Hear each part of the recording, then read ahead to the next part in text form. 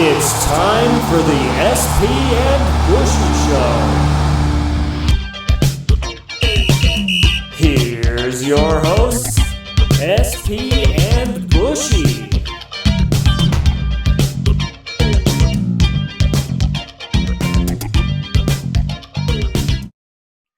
What's up, everybody, and welcome to the SP and Bushy Show. We are back after a nice holiday, and Bushy, how you feeling? I'm feeling good. Got some great gifts this Christmas, and I'm very excited for them, and I can't wait to show them to you. Let's see them, man. I'm excited. What gifts did you get? All right, here's the first one. Here's the big one right here. Yeah, we were kind of mentioned about it at our Jersey podcast, and got him a car one. Obviously, with the I don't even know what that is. The fleur-de-lis. The fleur-de-lis. Okay, yes, the fleur-de-lis of the Nordiques, and I can't wait to wear this on the 13th when hockey starts up. Awesome, man. Cale Makar is a stud too. So that's a really cool jersey, and that's one that's gonna increase in value, I think, over time. Did my Mighty Ducks one come for you yet? Did it arrive? No, not yet. Did it get lost in the mail? Like I've seen reports that it's as far as package wise, the UPS postal service. The UPS guy could have taken it out once he saw what it was and burned it. It must be the same reason too. But I did FedEx. I don't know. Maybe the FedEx guy was Tom Hanks in Castaway. I got you that Red Wings jersey. So awesome! I can't wait for it. Yes, or maybe it's in a deserted island now for Castaway, and he just uses now as toilet paper. I'm sure it is. Awesome, man. That's a really cool gift. Let's see the second one. Second one. I got to give a shout out to my brother for this one. WrestleMania 6 shirt.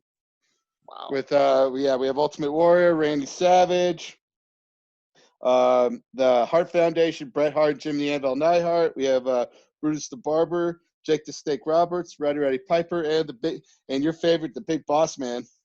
Awesome. Any shirt with the Big Boss Man on it. That's where the money's at, right? Yes. Any shirt that has Big Boss Man for your thing is the best. I only have one minor nitpick though with this shirt. No Hogan. Where's Hogan?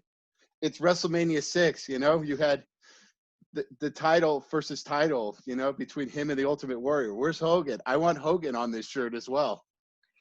It's true. And maybe Hogan's, cost us too much to get his likeness on stuff. So they had to go with the guys that weren't charging quite as much. Now that Hogan's got like that Gawker money, he may be charging more for his likeness. I think it was either that or this was produced during when WWE when they were trying to sweep Hogan under the table with that Gawker scandal. Well, he's allegedly back next week as they do like a Legends night. So. Ooh, I may have to watch it. I may have to watch Raw next week. I'm excited for it, but I don't know that there's going to be any Stone Cold or Rock appearances, so I'm a little skeptical. But there could be some good things. I got Carlito and some of these other people who are big, kind of like through my teenage years, coming back as well. So it could be an interesting show. I'll probably watch it just because there's nothing else really to do on a Monday night. And now there's no Monday Night Football game, so. Yeah, just get you ready for everything. Get ready for the playoffs. So, yeah, and it's a sad time now. No Monday Night Football anymore till September. So it is a sad time. I'm sure the New England Patriots were wishing that there wasn't a Monday night game last night because they got it put on them. Anytime when the Patriots lose now, it's a fantastic sighting, and they're getting the crap kicked out of them. And I follow a couple of Boston sports personalities, and they're complaining that the Bills are running the score up. And I'm like, the Patriots have done this, throughout the years during the Brady Belichick era. It's kind of nice to see the tables get turned on them. Yeah. Once the Patriots get 20 years of the score being ran up on them, then maybe I'll start to feel – actually, no, I never will feel sympathy for them. If they lose 70-0, I'll be sad that the other team didn't put up 77. I do want to give a shout out for this is going to be my meme of the week, and it's actually the footage of Bill Belichick just slamming the telephone. I mean, I want to know what that conversation was like. I'm very, very interested now. I wish I was kind of a fly on the wall for that meeting between whoever he was talking to. Oh, I'm sure. And I mean, it's great to see him finally having to deal with things that, the rest of us have had to deal with. It's nice to see him dealing with struggles since, he's had the referees and everyone else just kind of looking out for him for so long now that it's good We to know see. we know who the referees are, favored, and that's Tom Brady. We see it now.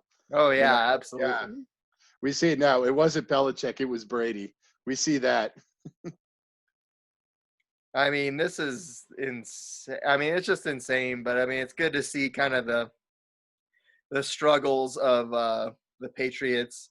No, I mean, unless you live inside Boston, you are not feeling too sympathetic towards the Patriots this No, season. but it's crazy. You know how sad the AFC East was as a division. Just seeing the stat that they showed yesterday that this was the first time since 2000 that an AFC East team has beaten the Patriots twice in the season. So it's just crazy to think about just how bad the AFC East was as a division through 20 years. Yeah, I mean, like you said earlier in the year, even when it was Brady getting the beaten for the first time by a same division opponent too. Like it just goes to show you, yeah, it's easy to get 6 wins a season when you're playing the Jets and the Dolphins. And the Dolphins and Bills are better this year, but for a long time they weren't good. So I mean, now they're finally catching up, but it took them 20 years to do that. It took 20 years, and then Brady finally saying, "I'm done with Belichick." That's what it took. Exactly. I mean, my favorite meme of the week, I got to give it to the one where you got Ryan Fitzpatrick and then the two guys laughing about, remember when the Raiders thought they'd won the game? It's a pretty funny one. I mean, obviously the Raiders blowing yet another game that they should have handily won. They had the Dolphins on the ropes. They take the lead with 19 seconds left, and then they give up the game-winning play, basically, where Fitzpatrick gets face masked like horribly, still finds a way to complete the pass. And I mean, to say that they get the play down there about 30 yards, and then you get the 15-yard face mask on top of it. It ends up being a 45-yard play. And that would have, I mean, if the Raiders would have just let the guy catch the ball, he still would have been at the long end of field goal range. But because of the 15-yard penalty, they're in field goal range. Dolphins kick the game winner. Raiders lose again. It's something we've been talking about for weeks now, Bushy, the collapse of the Las Vegas Raiders. Yeah, we've kind of been. I think we've been kind of the first people kind of on this, and I have to admit, I was watching the game as it was happening, and as soon as the Raiders kicked the field goal to make it 25-23, I have to admit I kind of turned it off because I was like, okay, this feels like it was over, not knowing what just happened. Thank goodness you were kind of watching, and I turned over to another game that we will probably be talking about later, but I saw it on the bottom of the scoreboard that the Dolphins had taken the lead 26-25, and I was like, what has happened? Like there was like 25 seconds left. Like what just happened? And then I kind of looked and I saw you posting the photo of Fitzpatrick getting the face mask and completing the 30-yard pass. It's an incredible play. He almost gets his face turned around, somehow chucks it up, gets it down there. And I know that like my bonehead of the week has got to come from this game. And I don't know if it's Andre Key for pulling the face mask on Fitzpatrick that ended up putting him in field goal range enough to win it, or if it's the Miami Dolphins for benching Fitzpatrick for the last 6 weeks. Because really, they could have been right there with the Bills had they not done that. And I mean, honestly, they have looked like a better team all season long when they've had Fitzpatrick in there as opposed to Tua. Yeah, and you saw it firsthand too when the Broncos played the Dolphins. I mean, really, Tua couldn't do anything whatsoever during that game. And then when they put in Fitzpatrick, I mean, seriously, it looked like Fitzpatrick just knew where everybody was and just, connecting on these dots. Thankfully, he didn't come back in that game compared to this game. So that's a positive. I mean, it certainly was, but it was only because of a last-second Justin Simmons interception. I mean, if you look at it, the Dolphins were driving in that game as soon as they put in Fitzpatrick, and they were almost in a position to come back and get the game-winning touchdown. Justin Simmons made a great break on the ball, or else the Dolphins would have come back and won that game. And, I mean, Tua can't complete a pass more than 5 yards down the field, it seems like. He's getting 4 to 5 yards per completion. Like, I mean, I get that he might be your quarterback of the future, but he is definitely not your quarterback of right now. He is just looking like he can only hit short routes, and it's just they look so much more dynamic when they have Fitzpatrick in there to find these open guys. Right, and Fitzpatrick is like, I guess we got to call him like this generation's Jeff Garcia, where he is basically a nice plug-and-play guy. You plug him in somewhere in as a backup role, and he's like amazing.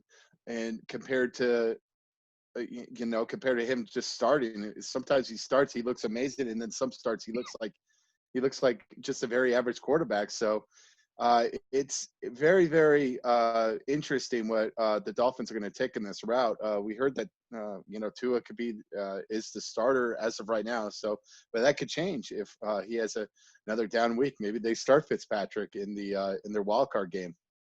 Yeah, I mean, it's going to certainly be interesting to see what the Bills decide to do. I mean, they still have something to play for this week because them and the Steelers are kind of battling for that 2 seed. So, I mean, obviously you still want to try and win that game this week. So, I mean, I'm going to be very interested to see. I mean, going back to Tua, I don't think they can compete with the Buffalo Bills with Tua at quarterback. No, not right now. Really, that injury has probably affected him a little bit. That hip injury that he suffered in college is really, I don't know if that's affected him as of late, but we will see as the years go on just how good Tua is. We certainly will. I mean, I think right now, I think he is going to be good down the line. But I think, like I said, right now, I mean, you got him to kind of learn. You have Fitzpatrick for Tua to kind of learn a year behind him. They should have just let him learn the whole year behind Fitzpatrick because, I mean, Fitzpatrick, when they had him in games, was still winning games. It's not like they had a really good reason. It's not like they were losing games and then they put in Tua. Like, they were on a huge winning streak when they put in Tua. And, I mean, they were still able to continue that. But, I mean, Fitzpatrick just seems like their better option for winning in the playoffs. Yeah, I agree. We will see week 17 and in the playoffs if they do get into the playoffs, because it is kind of a must win for the Dolphins. I believe it's a win in their in scenario, and the Bills are trying to win as well. So that could be one of the more exciting games to look at in week 17. Yeah, I'm excited for that one. I mean, I'm excited for Steelers Browns as well. I can't wait to see that game. I think, I mean, obviously you have the Browns with a win in their in scenario, and they could finally get in. But standing in their way, of course, is the Steelers. I saw that the Steelers are not going to be playing Big Ben this week. So does that open the door for the Browns to finally get in the playoffs? It does. We will see with the Browns. I'm really kind of curious. Was last week against the Jets kind of a fluke, or this could be a cause for concern with the Browns? I mean, it seems like the football gods really have it out against them. There's a chance, it's a win in their in scenario, or if they won and the Steelers have lost to the Colts, it would have been a chance to win the AFC North for the division for the first time in forever. And yeah, and it's just like the football gods are like, nope, let's have a COVID bathtub scenario with the wide receiver group. And I mean, we saw it earlier in the year with the Broncos of just how bad those COVID situations could be. I mean, the Browns were out there with basically no wide receivers, and I think that obviously showed in the game. I'm going to chalk it up as a fluke, but man, I mean, the loss to the Jets is just obviously a huge, huge blow to the Browns' playoff chances. As like you said, they had a chance to, I mean, be a very strong seed heading into the playoffs. and now that opportunity kind of taken away from them. Let's see what they can get it back this week. I mean, obviously, I think for them, Big Ben not playing is huge because I don't think there's been a quarterback except for maybe Brady against the Jets who's been more dominant against the single franchise as Big Ben has against the Browns. Yeah, Miles Garrett, Landry Jones. You know, we're having the rematch of the helmet game from last year. So I'm very kind of curious to see if there's going to be any helmets involved with this game. Certainly, I mean, I think Myles Garrett will be smart enough to realize he can't cost his team that at this point in the season.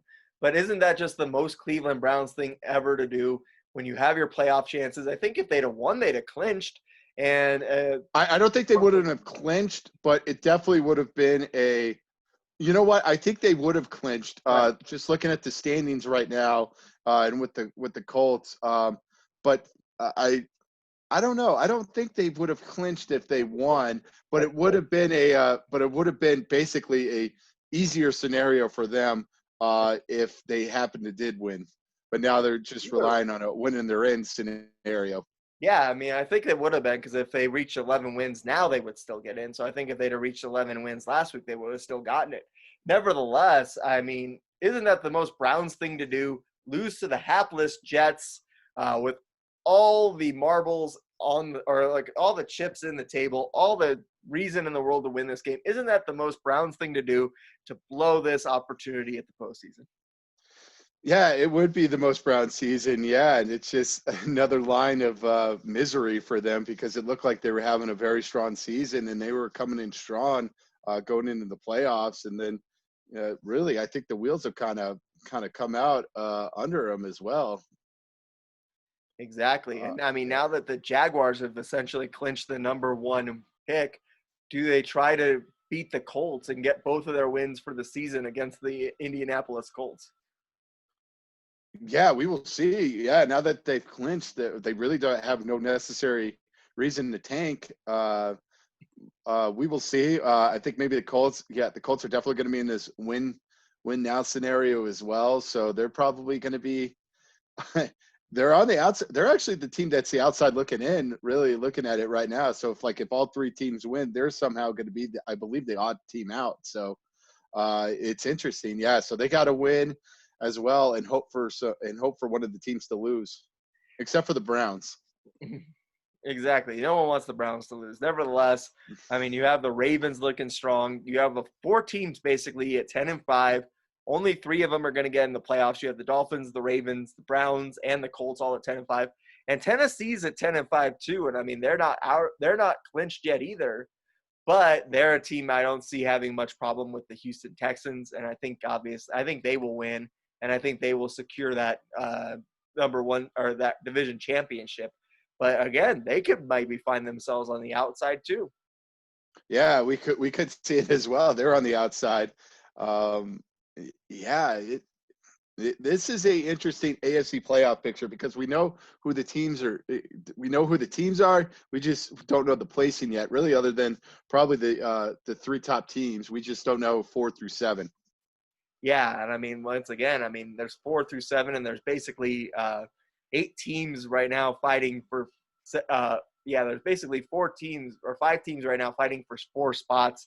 It's going to be a really exciting week. I mean, I can't wait. I think it's going to be awesome.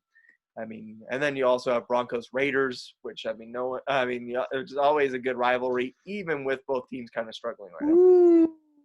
I'm so excited for this. No, not really. Yeah, let's just bring everybody back. I think the Broncos will pile one on and make the Raiders season just end on another sour note. Nevertheless, you also have the NFC playoff picture, and you somehow still have the 5-10 Giants in the playoff picture. I've heard. I think I read something that the Giants have a chance to go to the playoffs and still have a chance to get like a top 5 pick or something like that. Like it's just it's like the most craziest scenario ever. Like they have a chance to win the division, or they have a chance to get a top 5 pick. And it's crazy. Yeah, it is. It's just like, my God, like, wow, like just how terrible that division is. And I mean, you have the the Washington football team struggling with the loss of Smith and now Haskins getting into the strip clubs and costing them another quarterback. I mean, does Smith come back this week against the Eagles? Does Washington find a way to blow this? I mean, again, there's so many question marks heading into this weekend. It's going to be a lot of fun. Once again, if the Cowboys beat the Giants, they're in at 7-9. But somehow, if the Giants win and Washington loses, I think the Giants are in a 3-5. Yeah, it's basically the winner of Cowboys Giants need to hope Washington loses. If Washington loses, then the winner of the Cowboys Giants game is the NFC East winner, which is just like, what is going on? What just happened? And it's just crazy to think of, like, the Cowboys were left for dead on Thanksgiving. We talked about it. Just thought, like, my God, they looked awful and terrible, and they're like the reverse Raiders, where it's just like they look amazing now, and it's just like, what is happening? Are the Raiders the Atlanta Falcons of the AFC? I think that's what I'm going to start calling them. They do have a chance. Yeah, you know what? You're kind of right. Really, I think it's the Chargers, because I think the Chargers have had a lot more bad losses in a way of the Atlanta Falcons. So I think it's more the Chargers rather than the Raiders. Speaking of the Falcons, they have a chance to win the game against the Chiefs, or at least send it into overtime, and they find a way to blow that.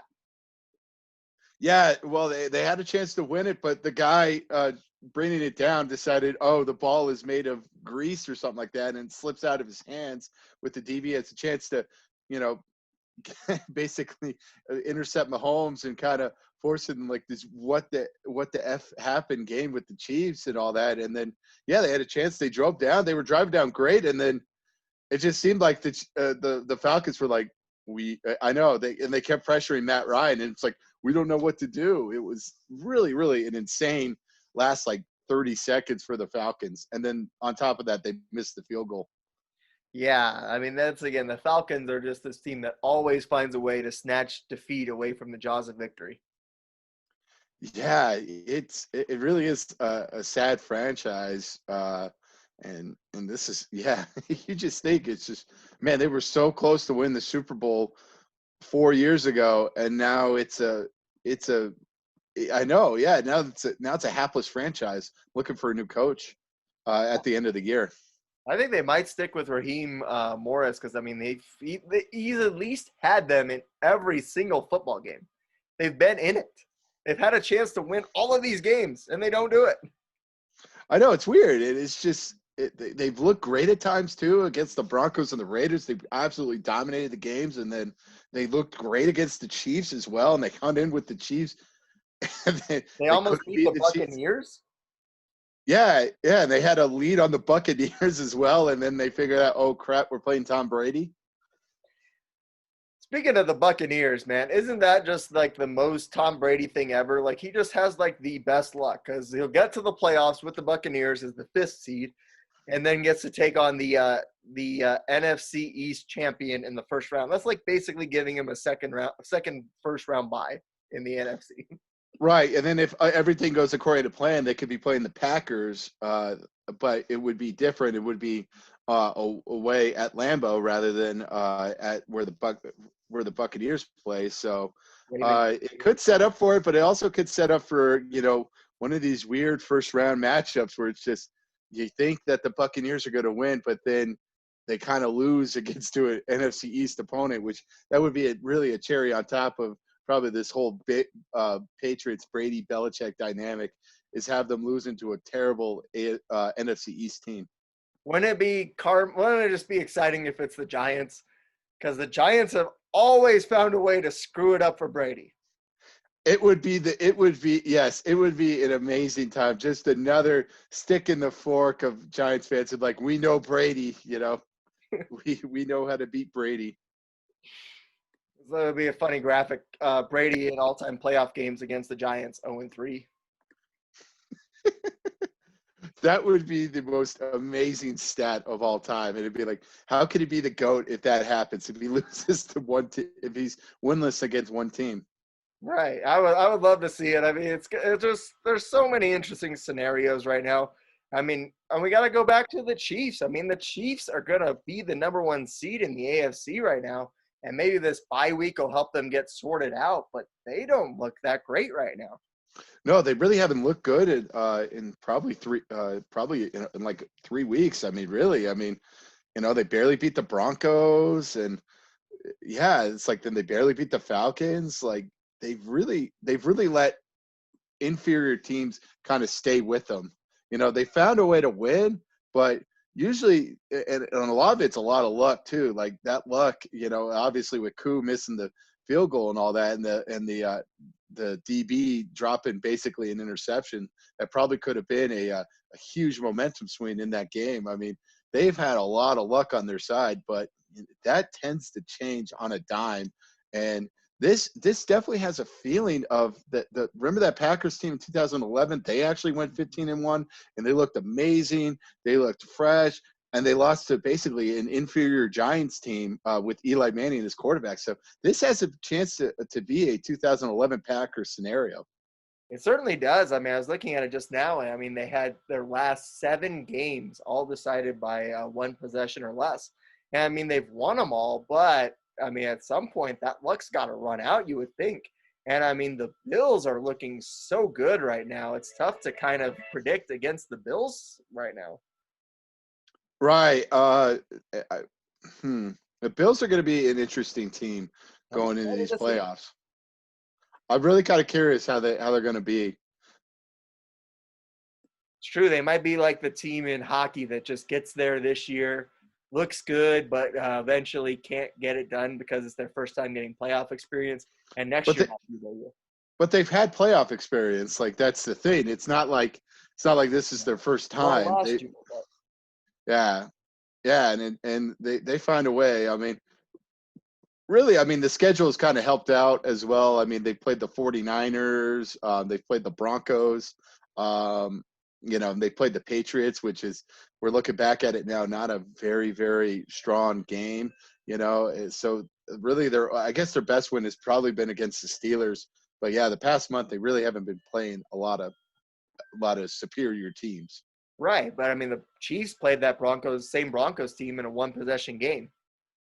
True, yeah, the week before, right, yeah, and the Broncos really had a chance to win that game as well, yeah, and the Bills just said, no way, no way you're going to be hanging with us. So, yeah, we'll see. Also, yeah, talk about the NFC wildcard picture as well.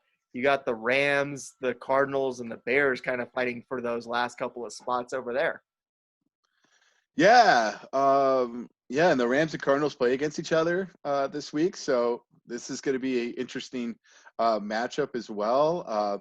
Probably this could be the matchup of who could, probably play either the Saints or the Seahawks. So we will see with that and see who the Seattle would like to get as well. Would they want the Bears or would they want the Cardinals? And really, I mean, the Bears have been playing really better as of late with Trubisky back as quarterback, which is something I thought I would never say in 2020. But here we are. I mean, they looked good. I mean, yeah, they beat up on a really tanking Jaguars team, but we will see. And the Cardinals are just so up and down. Like they've looked amazing, and then they've looked like crap. Yeah, and it's just, they beat Philly on a very exciting game last week, and then they lose to San Francisco on that Saturday game, and they did not look good at all. No, they look like they're stumbling coming into this. I mean, this weekend you got the Rams kind of stumbling coming into this. They're on back-to-back losses to the Seahawks, and then, of course, they lost to the Jets. So I don't know which one of these teams is going to be the team that is going to end up as the odd team out. Like, I mean, because the Packers and Bears play, Packers clinch home field if they win, so they're still going to be playing for something. That's a rivalry game. That game's going to be great. I can't wait for that one. Yeah, really the only team that really can kind of, I guess, really kind of relax a little bit is the Saints, but they can't relax. They can't relax either. I mean, it's just, they could be the third seed. Packers win, then they get home field and the number 1 seed. No. So they need. I think what they need is the Seahawks to lose, or it's the Seahawks to win as well, and the Packers to lose because the Packers beat the Saints earlier this year. So Oh, So head-to-head tiebreaker. oh, Yeah, okay. yeah. So I believe the only way the Saints could really get into that number one seed is if the Packers lose and then the Seahawks win and they win. Oh, okay, yeah. I Yeah, got it. based on the scheduling right now. Um, but yeah, it's very intriguing. Really, are they going to really rely on Alvin Kamara now? Like, did he waste all his touchdowns on Christmas Day? That was insane, man. 6 touchdowns in a game. That was bonkers. It was. Just seeing somebody get 6 touchdowns in a game is just very impressive in the fact. And the fact that like nobody really, not a lot of people saw it too. It's like you could have been at that. Man, I was at that game. It really is a shame. Yeah, that might end up in our time machine game if we revisit it in like 20 years or something. Yeah, that could. I mean, definitely against Minnesota. Again, another the even loss series with Minnesota. I'll talk about them probably in the preview next year. So, but yeah, it's it looks like the NFC doesn't look as strong as the AFC. I would agree with that, although the Packers were able to beat the Titans last week, and I think the Titans are a very good team. That being said, I think I would love to see a Rodgers versus a Mahomes Super Bowl, and I know that State Farm would as well. Yeah, they should. Yeah, then they should just rename it the State Farm Super Bowl just for that Super Bowl.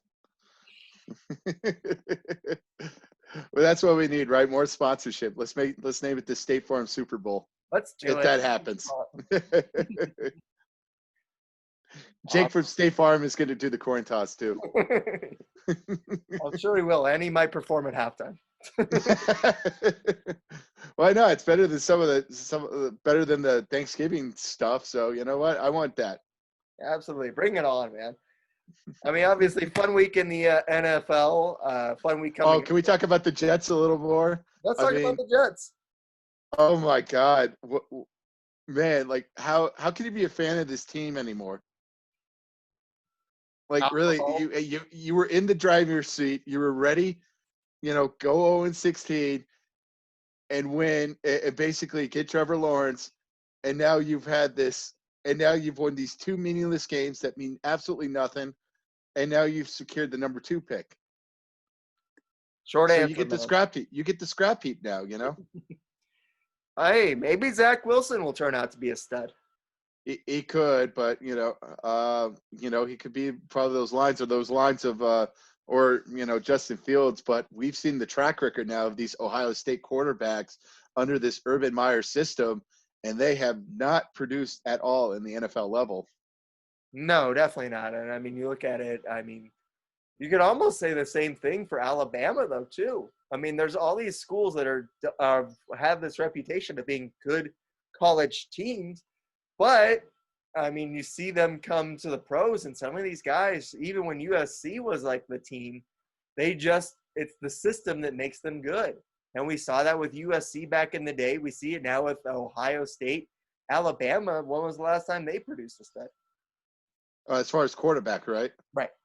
Yeah, I mean, yeah, well, probably Tua was probably the best. I don't think anybody's really clamoring for Mac Jones. Right. At all. I feel McElroy, AJ McCarron. Yeah. Somehow he's still in the league. I found that out. I'm sure he is. I'm sure the Broncos are going to try and sign him next year too. Yes, we're gonna sign him. Gardner Minshew. That's right. Yeah, we're gonna have that. And yeah, this has the stench of a 68 Philadelphia Eagles. I tweeted this out. And it's really like a shame for people who don't know, like the 68 Eagles were a really bad team, and they lost 12 in a row, or they lost 11 in a row. And fans were getting hyped because they had a chance to draft O.J. Simpson, and they won 2 meaningless games right at the end of the year. And it really ticked off the fans, and and it cultivated with them throwing snowballs at Santa Claus. So thank God there were no fans in the stands, because I think Jet fans probably would have threw snowballs at Santa Claus. It's kind of nice to see Eagles fans only throwing snowballs. I hear they chuck batteries at people and stuff too. Yeah, well, this was the '60s. Maybe they were a little bit. No, they were probably more harsher in the '60s. But yeah, really, thank God, because the Jets fans probably would have chucked snowballs and probably Gase and all them too, and be like, "You cost us a pick." That's got to be the funniest thing, because I mean, Gase is a proven coach in terms that he's proven that he's not very good at coaching at the NFL level as a head coach, and yet he somehow finds a way to screw up getting the number one pick. Yeah, and he wins these two meaningless games against playoff teams, which you got to think about too. It's like, wow, it's like they beat two potential playoff teams, and they oh my God, like yeah, it's their chance to screw up a number one pick. Like, it's just this is his big I guess up yours to the to the Jets organization. It certainly is. I mean, granted, the Browns were without any receiver that you've ever heard of. I honestly was surprised Baker Mayfield didn't pull a Mr. Perfect and just chuck the ball downfield and try to run it underneath it. I'm surprised too, as well. Yeah, I'd be like, hey, I'll do something. But yeah, it seemed like the Jets were getting a lot of pressure too. So that was kind of curious. I'm like, why are they playing hard now? Ever since they fired Greg Williams, like suddenly this defense looks amazing now. Like, I don't get it. Maybe it was Greg Williams getting fired. Maybe that was what they needed. Yeah, they were just so excited that he fired him and all that. Gase, I think, really needs to go be an offensive coordinator somewhere. I just don't know where, but it's just, do the rehabilitation project, because obviously you're a disaster as a coach right now. And it looks like the coaching search that we put on here last week for Vic Fangio's job is going to have to be tabled until next year, as the Broncos announced that they were committing to him for another year. Yes, bring it all back. Yeah. John Elway liked what he saw on Sunday, so I guess he's bringing it back. Yeah, we got to give the Broncos a shout out, just because I did like what they did. They let Shelby Harris fly home privately to be able to be there for the birth of his kid. But other than that, that's the one good running of the franchise that the Broncos have done this season. Why does Fangio get another year when Vance Joseph and some of these other guys who had similar records over 2 seasons don't? Like, what did he do that was so superior? He survived a COVID season where he didn't even manage the team from not getting COVID and not losing players to COVID. Yeah, I know. It's just like all these people were giving like excuses. It's just like, it's just giving excuses of like, oh, injuries and COVID. But here's the underlying factor of this thing. Like, the offense has stayed relatively healthy this year, really minus Cortland Sutton. The offense has stayed relatively healthy this year, where you've had a bits pieces here or there where people have been out for a game or two, but they have stayed relatively healthy. And yeah, and the offense is exactly the same as it has been for 4 years now, 4 or 5 years now. It is. And I mean, the defense is fine. And I mean, like I said, he's a good defensive coordinator, but he's a horrible game manager. He's not a good game manager. And another year of him being able to coach isn't going to suddenly make him a good game manager. And once again, he wasn't able to manage his team through the pandemic. You look at the Chargers, who the Broncos played last week, and I mean, Anthony Lynn has kind of gone downhill the last couple of seasons. But the thing about Anthony Lynn is, one, he's got a definite franchise quarterback in place. 2, he's at least successfully managed his team through COVID. I haven't heard about the Chargers getting any outbreaks of COVID. Like, Vic Fangio didn't even manage his team in the right way to prevent them from getting COVID. So what kind of team manager is he anyway? Right, yeah, and it's just, and he talks about like the little things. We haven't done the little things. Well, they haven't done the little things in 2 years. It's just like what makes next year going to change so much dramatic. Yeah, exactly. I don't see it happening. I think this is going to be the Broncos we're going to have to get used to for a little while. Yeah, well, yeah, I'm very, very disappointed. I'm like, okay, like maybe this defense, maybe John Elway needs to have like a come to Jesus moment and be like, okay, this offensive thing this defensive minded coach has not worked the past 2 hires, and it's just maybe it's time to start thinking about maybe like an offensive-minded head coach or something like that. But obviously not, because I don't know what Vic Fangio has on all this. But yeah, I agree with you. Like, what has he done better than Vance Joseph? He hasn't. I was hoping John Elway was visited by 3 ghosts on Christmas, but then he woke up and then said they were keeping Vic Fangio for another year. So I think, No, you know what? It did the opposite. He was thinking about firing until he had the 3 ghosts tell him that he should. The 3 ghosts did not do their job. They did the complete opposite. They got him excited and asked Fangio to come back. you got the message wrong from the three ghosts. Because the ghost of Christmas past would have to be Pat Bowlen. The ghost of Christmas present would have to be Garrett Bowles, and then the ghost of the future, who obviously knows. But you also have Jerry Jeudy out there, and he can't catch the damn ball. It was frustrating. Hey, at least they targeted him this time, unlike some other games where they didn't target him at all. And it was just nice to actually see him get targeted for once, rather than like you see a couple of passes and you're like, oh my God, he's part of the game. And like you completely forget that he's part of the game, that he's part of the team once in a while, until he makes like a nice 12-yard in play to get us a first down. But other than that, yeah, I agree. Like, he is so helter-skelter too, because I mean, him and Drew Lock, I tweeted it out, and we appreciate all of you who follow us on Twitter at SP Bushy. But I tweeted out, it's like him and Drew Lock are both on a date, and they both were wishing they were on dates with anyone else in the restaurant. Yeah, it's just it's very weird. Like I don't understand with Pat Shurmur. Like I tweeted this out as well. Like I feel like if his offense is if all the offensive pieces fit, it's a great offense, a la the 2017 Vikings.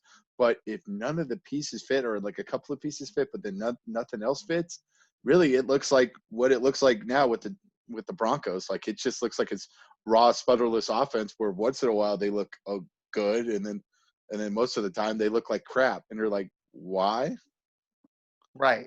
But you can't blame Pat Shurmur when Lock's throwing the ball. He hits Jeudy in the hands, and open Jerry Jeudy 30 yards down the field in the hands, and the guy can't bring it in. That is true. Offensive play design. That's not quarterback play. That is one guy not being able to do his job. Yeah, that is one guy. Yeah, that's all on him. I guess we just need to bring in like a cardboard cutout of Nick Saban or something like that, and just have him berate and scream at Jerry Jeudy. Maybe that will get him to motivate to catch some passes. Maybe he needs something else, because I mean, like I said, him and Locke, like I said, are on like I don't know if you watched How I Met Your Mother, but they look like they're on like a lemon law date where it's like, all right, I want this date to be over. I'm just going to call it after 3 minutes. Yes. They're just like, you know what? We're good. Like, let's just forget about it. I'm lemon lawing you. And maybe it's because also I watch Broncos games with my fiance now, and she equates almost everything watching football to a relationship analogy. And some of it actually works. Like when the Broncos brought Brock Osweiler back, she said it was like bringing back a bad ex or something, or getting back together with your bad ex. So, I mean, some of these relationship analogies she has are really good. So I got to give a shout out to my fiance for making some of these good relationship analogies during football. She has a great sense of relationship analogies. That she hit the nail on the head for both the scenarios that you just mentioned to me. You got to say that one fast. When the Broncos brought Brock Osweiler back. The Broncos brought Brock Osweiler. Yeah, it's tough. It sure is, man. Now, obviously, is there anything else in the NFL you wanted to chat about? Nothing really.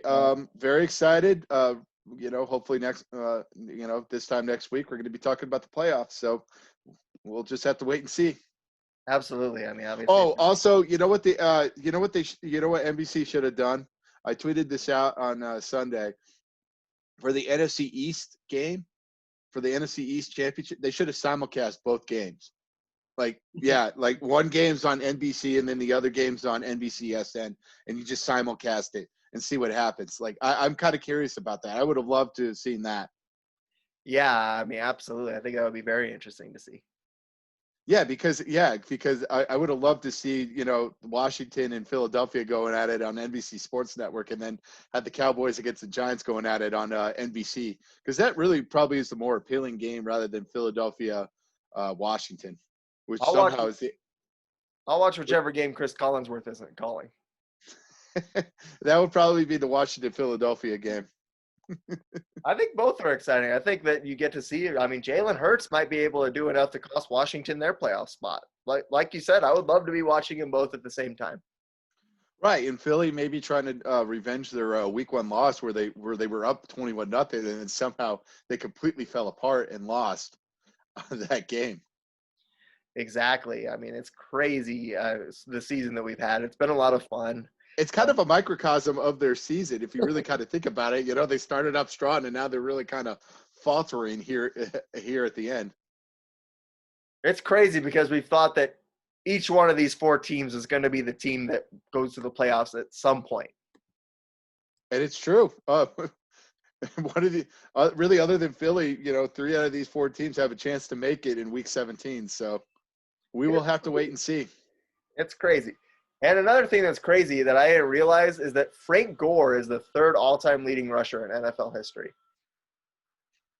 Longevity does that. Longevity does that. Like I just feel like he's done it so quietly. Yeah, he's passed by his prime, and it's crazy. Like longevity helps a lot, and good for him. He's been able to stay relevant for the running back position. I mean, good for him, absolutely. I'm just, like I said, I am shocked that he has been able to just, like I said, he's done it so quietly. Like, you think about all the great running backs that were even around during the time that he's been playing, like LaDainian Tomlinson and Adrian Peterson, who had just these amazingly monstrous seasons, Chris Johnson for the Titans a few years ago. And the fact that he's just been able to slowly surpass all of them on the rushing leader scale, it's amazing. Yeah, it is. It's amazing. And he doesn't have the same step, but, he keeps chugging, these 3-4 yards. And it is amazing. Certainly is. Now let's switch it over to the college sphere. Bowl games have started. If you haven't done it yet, check out our bowl previews. See how we did through the first week of bowl games with our picks. But I mean, obviously, any bowl games you want to talk about? Really, the one probably the one to talk about is probably the Kier Bowl between Liberty and Coastal Carolina. That was a fun game to watch, and that was the game I turned to after watching the Dolphins Raiders game, which I prematurely changed it over. That game, I mean, once again, that is why a guy really needs 2 TVs in his house, like in the same room. Because you had these 2 great games going on at the same time. You had Dolphins versus Raiders. You had Liberty versus Coastal Carolina. And, I mean, you have these 2 great finishes that are coming down to the wire at exactly the same time. And, I mean, it was great football on Saturday night. Yes, it was great football and a great bowl game. It lived up to the hype. We put it very high scores on our watchability scale, and we were not disappointed of how great a bowl game that was. And it definitely was fun. I was so excited, and the game went into overtime. Coastal Carolina coming back, and then forcing the game into overtime, and then losing on a blocked field goal too. Of all things, that was a very entertaining game. It was one of those Stephon games that you had because, I mean, you had the chance to clinch it in regulation too, and then you have the Liberty player fumbling like at the goal line. Yes, he was trying so hard to stay on. I mean, I think that's going to become a trend now. It's like teams trying to waste clock, and and like these defenders are letting them score, or just escorting them in the score. I'm surprised, I'm surprised they just don't pick them up and then throw them into the end zone. Right, because that's what it was. Coastal was trying to let him score to let them get the ball back, and like I said, he fumbles it at the goal line. Yeah. There was like some people that were ushering him in, and there were some people that were trying to poke the ball out. It was very, very strange. Like, and really, none of the Liberty players kind of helped. That helped with the scrum. They kind of stayed away. They were like, "We got to waste clock." But yeah, it was a very weird scenario. It was a lot of fun, that game. Like you said, very high on our watchability scale. I think I picked Coastal, but man, was that a great game between them and Liberty. I picked Liberty, Liberty, Liberty, Liberty. But man, that was a hell of a football game. It was a hell of a football game, and I'm so glad it lived up to the hype. And definitely, it's going to go down as probably one of the best bowl games of this bowl season. It certainly was. It was a matchup that you and I were both so excited about when it got announced. And like I said, it kind of proved who was the better team. I mean, but once again, if they played again next week, who knows what would have happened? I mean, they were just so evenly matched, and it was exactly what we thought it was going to be, a high-scoring, almost heavyweight showdown in what was an exciting bowl game. Yes, it was an exciting bowl game, and I'm ready for another bowl week to come upon us. Certainly, man. Now, I mean, obviously, there's some games to look forward to this week, and once again, we hope you'll check out our bowl preview. We posted it last week, so check it out. Be sure to watch it. Be sure to comment on it.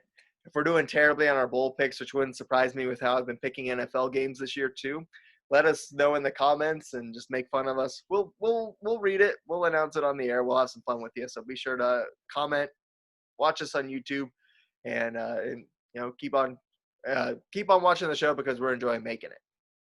Yes, I'm looking right now. I'm actually doing pretty well as far as with the bowl games right now. Just looking at my predictions, so I'm really happy about that. I picked them all on the fly, so I would need to go back and watch the episode. I need to go back and watch the episode to see what I actually picked on some of these. Yes. I actually wrote everything down, and I wrote like watchability. The Camellia Bowl was okay. I watched it on Christmas. It was an okay bowl game, not as watchable as I expected, and I found out later that Jarrett Patterson did not play, so we didn't get to see this very talented running back for Buffalo, which that very probably – if I would have found that out, I probably would have definitely have dipped the watchability to probably maybe a 4 on that. But, yeah, I had the Cure Bowl as an 8, and it lived up to the hype and then some. So, yeah, I mean, the Cure Bowl was obviously great.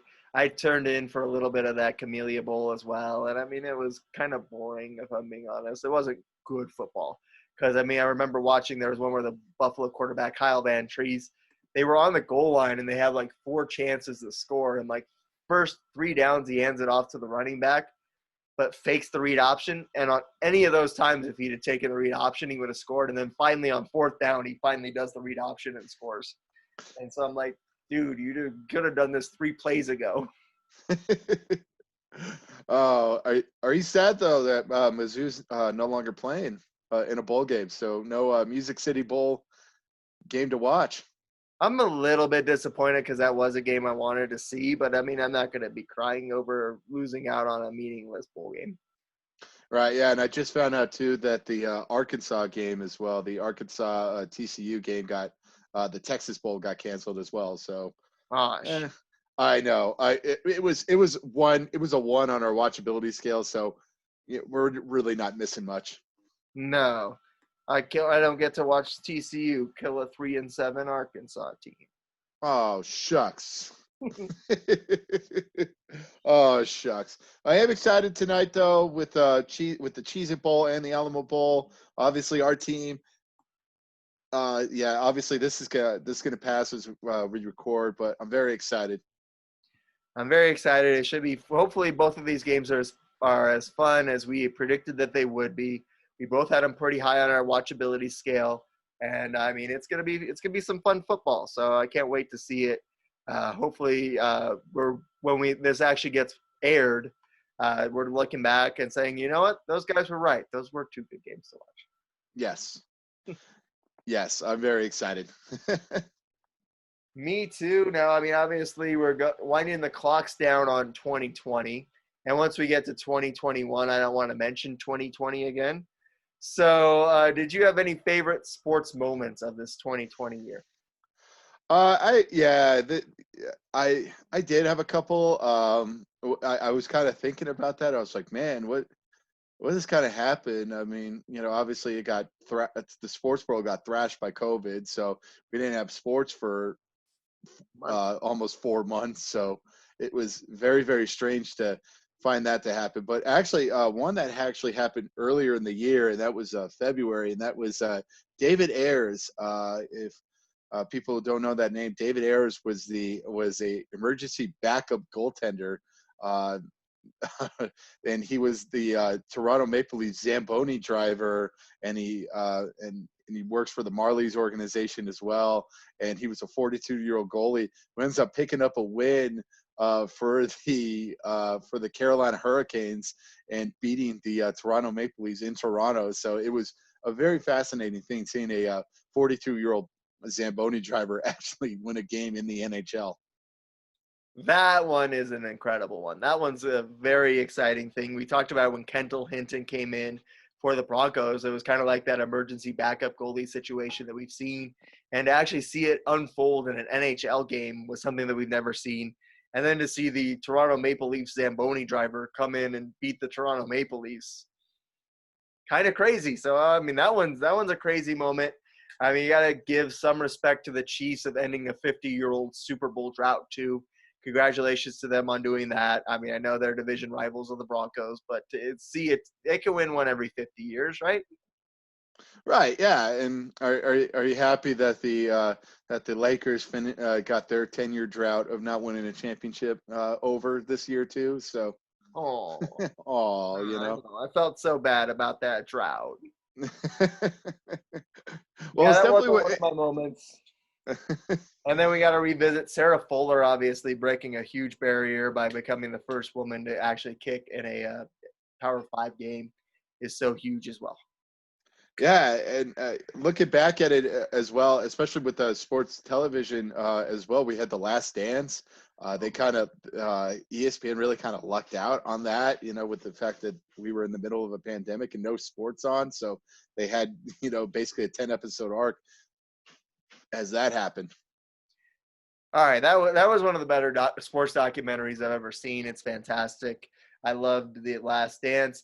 And then another thing, too, that I didn't bring up because, I mean, I just caught up on it, but watching WWE NXT TakeOver War Games a few weeks ago, that was fantastic as well. A couple of great matches in that one, and one of the hardest-hitting women's matches I've ever seen. Ooh, will this be on like a time machine thing? Will you be like a virtual presence? Who knows, man? But, I mean, it was a fun one to watch, so I got to shout out that one as one of the high moments of the year as well. Yeah, we will see. Again, I'm very kind of curious. This has been a very, very interesting year, and I guess you could sum it up in one word: a bubble. Where basically, the NHL playoffs were in a bubble. The the NBA playoffs were in a bubble. The MLB playoffs were basically in a bubble as well. So basically, yeah, you could sum up by one word: bubble. You certainly can. And I mean, this, of course, was the kind of year that it was, that a WWE pay-per-view was one of the top moments for me in a sports year.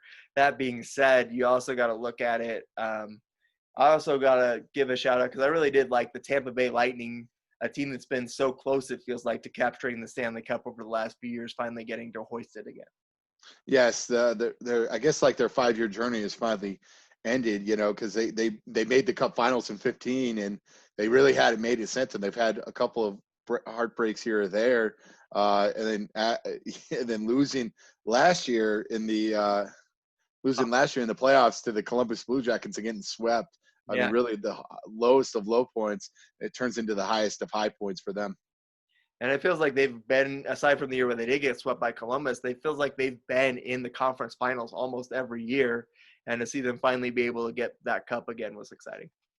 Yeah, and the same goes for the Dodgers as well. I mean, breaking a streak of, seeing a world championship for the first time since '88, and yeah, breaking their kind of mold as well. They've been there. They've been to World Series and they've lost, or they've had heartbreaking losses here or there. Again, culminating with a Game 5 loss to the Nationals last year, and then coming back from a 3-1 deficit to beat the Atlanta Braves to go to the World Series. Yeah, obviously very exciting for them as well. I mean, it feels like, it was the best championship that money could buy. Exactly. Yeah. Well, and then also too, they had like a heartbreaking thing too in Game 4 where they had just this what in the world play that happened that really could have cost them the World Series, but they really stuck down and they won Game 5 and Game 6 as well. And I guess the bubble really kind of helped them, looking back at it, because I think if this game was played as is, it would have been in Tampa Bay. Game 5 would have been a huge game. Seeing the Dodgers choke, and the Dodgers probably could have gone off the rails at that point. Certainly. And I mean, I think that one's one of those games. It was probably one of the top games of 2020, certainly, because you have just the last play of that game was insane, because you have the backup of all backups in Phillips coming off the bench for Tampa Bay for this random at bat in the postseason, this random at bat with the game on the line. He hits it. There's so many errors on the play. And for the Rays to win it in such dramatic fashion, that one's probably one of the best games, if not the best game of 2020. Yes, it was. It definitely was one of the best games of 2020. And yeah, it's just very exciting. Yeah, just a very exciting scenario as well. Yeah, and again, we harped on the last strikeout. We went on a tangent for, I believe, 10, 15 minutes on that one. So We sure did. looking back at that, yeah, and it's just, my God, like it's crazy. And hey, we got sports at the back half of the year, so I'm really excited about that. So. And we're sports is still kind of chugging along as well. We're gonna have NFL playoffs. Basketball's kind of in full swing now. Hockey's gonna be starting up in mid-January. So, and college basketball's in full swing as well. So this is a very exciting time for sports, because sports are starting to come back to normal. Certainly is. The only thing missing is the crowds, and hopefully we get those back here soon. Yeah, hopefully we'll get it back, maybe halfway, maybe in May, maybe in June of next year. So we will have to wait and see on that. We certainly will. I mean, it's one of those things, obviously, where it's not going to happen anytime soon, but it's something that, obvious, and it's something that I don't want to happen anytime soon, because once again, you do need to stay safe until most people get vaccinated. Nevertheless, I mean, it's something that, we got to see out there, and it's something that we all want to see, is being able to go back to being at sporting events. Exactly. I miss it. I'm ready to go back. I'm ready to go back and I guess deal with people, I guess, and yeah.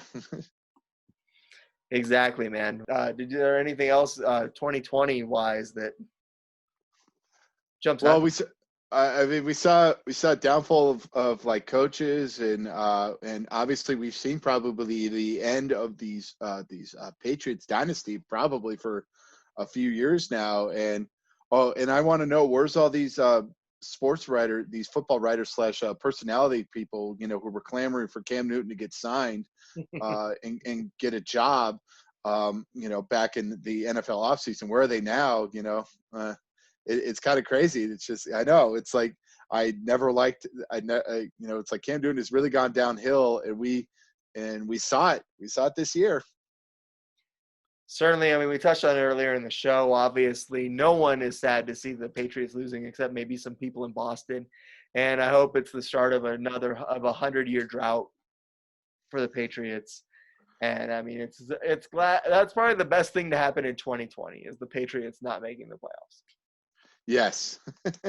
I'm very curious with that as well. And yeah, it just, and well, I mean, Tommy's still kind of chugging along, but Right. he doesn't look as good as he has been. So we will have to wait and see how Tommy does and all that. And yeah, I just want to know where they at now. They were clamoring for getting the job, and yeah, I guess they're no longer writing for it. They find out, wow, NFL executives are actually smarter than me.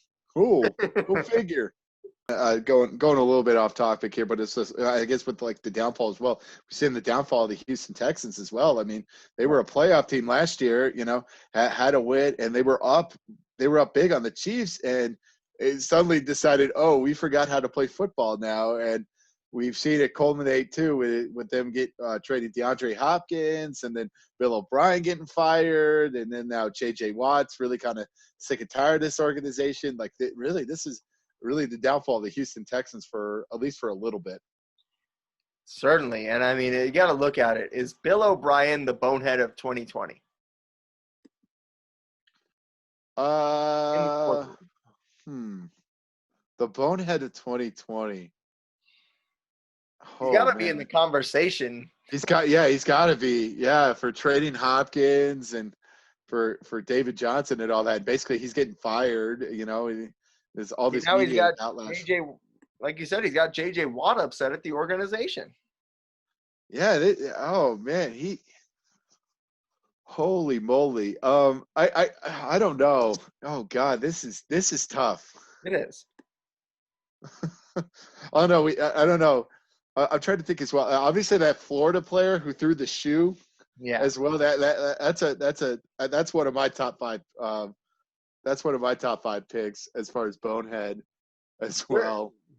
Yeah, that one's a bad one. But obviously, we've seen that even with Texas A&M not getting in, if Florida had won that game, they weren't going to get in.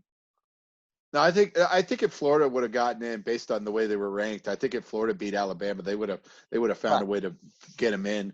It may have been maybe a Clemson Alabama affair, and it probably would have been Ohio State against Florida. If Florida would have beaten Alabama too, but right. You're having to assume that he didn't throw the shoe and that Florida would have gone on and then beat Alabama. Well, again, they played him pretty tough. Looking back at it, it's just, yeah. Oh God, this is very tough. I'm trying to think about bonehead players. Yeah. Oh, you know what? Here's my bonehead player. Who's my bonehead of the year? Rudy Gobert. Ooh. Rudy Gobert. Yeah, it just kind of popped into my head. Rudy Gobert. Obviously, he was when everything was kind of getting with the pandemic. He was the gentleman who thought, he didn't believe in this stuff, and he was licking all the microphones, to prove that that COVID wasn't real or something like that, or it's not as harmless as harmless as it is. And then, sure enough, he tested positive for COVID. And basically he shut the sports world down. Like, it was him who shut everything down. I mean, the sports would have been shut down, but really he was the person, he was patient zero of sports shutting down. So he's actually my bonehead of the year for basically, he shut sports down for 4 months. Okay. That one's going to be tough to beat. That's definitely bonehead of the year. I'd forgotten about that. Yeah, I think, that's got to be my bonehead. Yeah, because he's patient zero. He's the reason why sports shut down. Because remember, I mean, when he tested positive, they basically canceled like every game after that day. They did basically. Yeah, you're right. Yeah, and it's just so curious to think about that. It's just like, yeah, he's patient zero of a reason why sports shut down. Right. I mean, sports probably would have shut down, but he accelerated the process. He certainly did. But yeah, Bill O'Brien could be yours, bonehead. Just trading DeAndre and having the whole organization go against you and stuff, and he's actually probably been one of the better Belichick disciples. I guess you would have to say so because he made the playoffs. That's where the bar is. Yeah, I mean, he's made the playoffs for a few years, and the Texans were always like a relevant team when he was a coach. And yeah, it's just strange. Even though they always finished like 10-6 or something like that. They always got in the playoffs because that's how bad the AFC South was at that time. That 10-6 was basically the bar, and they were always that early. That early playoff game, that Saturday afternoon wild card window, they were always on it. Like, you just penciled them in if they were ever in. Definitely, man. Although I gotta say this, Bushy, I gotta ask you. If it was the beginning of the year, 2020, I'd have told you that the Patriots would miss the playoffs and the Red Wings would finish 20 points behind anyone else in the NHL. You take that as a good year, right? Yeah, I take that. I would definitely take that as a good year. We saw it as it happened with the Red Wings. I saw it firsthand on Martin Luther King Day this year when the Avs played the Red Wings. They started out very hot, but then really, I mean, the Avs took over and showed they were definitely a superior hockey team this year. I got to be honest. I love seeing the Patriots. That's a highlight for me is seeing the Patriots and the Red Wings both struggle this year in sports. Yes. Yes.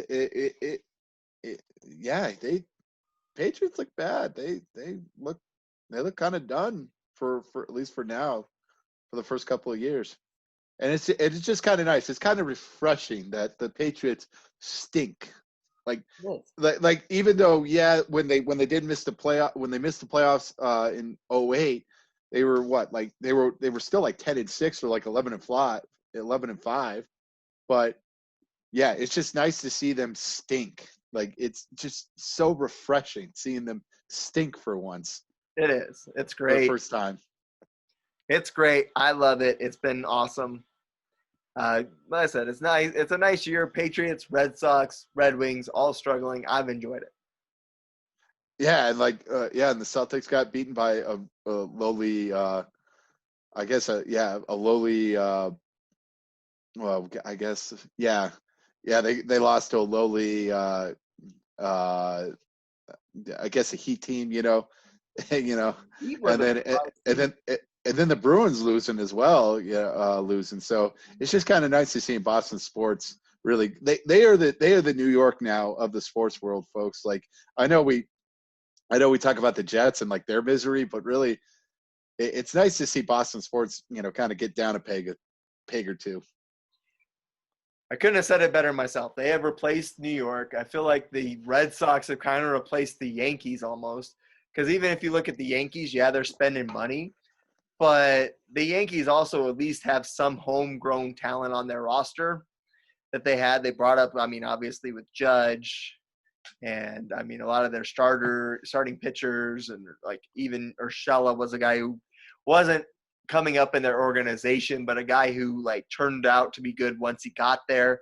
And so again, it feels like the Yankees are at least like the new Red Sox, and the Red Sox are the new Yankees, going out and getting these high-priced players like Sale and Price and JD Martinez and all these guys that were the huge name free agents.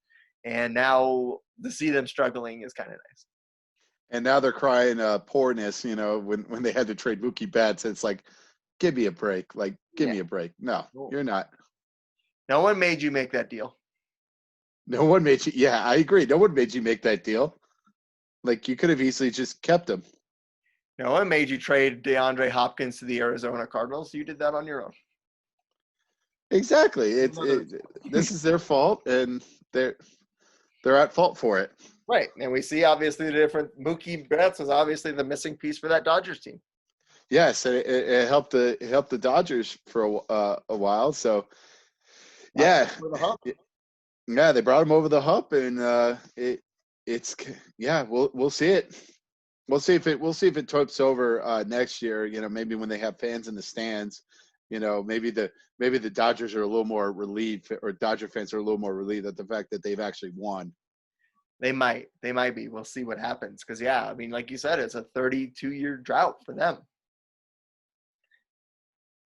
Yeah, it's fun. I'm very excited for next year. I'm very kind of curious, and I'm very excited because sports are starting to come back to at least a little bit of normalcy. We're actually getting games at night. Hopefully a second wave doesn't shut everything down again, but I think maybe the vaccine will help a lot. Yeah, I'm very excited for hopefully sports to take that next step back to normalcy in 2021. Despite, obviously the hardships in the 4 months without sports, like we said, still a good year for sports. You had the Last Dance documentary keeping us busy during those 4 months. And again, you also had some really good moments with championship droughts ending. You had some barriers being broken. You had the moment of the emergency bug winning a hockey game in Toronto. Like I said, there were still some cool moments in sports in 2020. Exactly. Yeah, and you had bubble. You had great NHL games as well. Those were fun. Yeah. That said, good riddance 2020. Outside of sports, we won't miss you at all. No, thank God. I'm ready for this year to be over. This has been I mean, it's been a you know, it got better as the year went on a little bit. Like definitely the first part of the year really sucked, but I think after like July, it really kind of got a little bit better. And we forgot about the best thing of all in 2020, the best sports thing of it all, and that is the start of the SP and Bushy show. That's right. Yes, yes, we started it. We did, again. People haven't heard. Like it really, I'm not kidding. Sean texted me like a week before we started the podcast, and he said, "I had a dream that we had our own podcast," and I could have just brushed him off and called him crazy. I'm like, "You're crazy." Like, well, there's no way. Instead, I'm like, "It's a sign. Let's do this." Well, I thank you for helping me, achieve this dream, because it was literally a dream. I'm like, let's do it. Yes, I'm very happy to be part of this dream, and I've always wanted to make a podcast, actually, to be honest. So I'm very, very excited that the fact that we are doing this and we continue to grow here, in 2021 and have a better audience. We're looking towards, folks. We're looking towards getting this podcast on audio form with Spotify, Google Play. So a lot more ventures and a lot more mediums that you can listen to us. Absolutely. I mean, we thank you all for that have watched the show and continue to watch the show, because we have a ton of fun doing it. Like I said, it was a dream. It was a good thing to be able to do. And I mean, that's the perfect time to start it, because we could be able to do it, be able to see each other when we can't see each other. And, like I said, make this dream a reality. Exactly. I'm very excited that we made this a reality, and I'm very excited for what 2021 grows for as far as this podcast goes. Absolutely. We thank you all for watching it and supporting us in 2020, and we hope to see you all in 2021. Yes, we will be back. Don't worry. This isn't the final show. We will be here, and we will keep doing it. Absolutely. Once again, thank you for watching. Check us out on Twitter at SP Bushy. Be sure to like us and subscribe on YouTube, and we hope you'll be back with us in 2021 as well. Thank you. Peace out. Thank you for listening to the SP and Bushy Show. This podcast was created by Sean Pooley and Stephen Bush. Intro was created by Zach DeMose. For more content, please visit our Twitter at SP Bushy and our YouTube page at Sean Pooley. Thank you again for listening.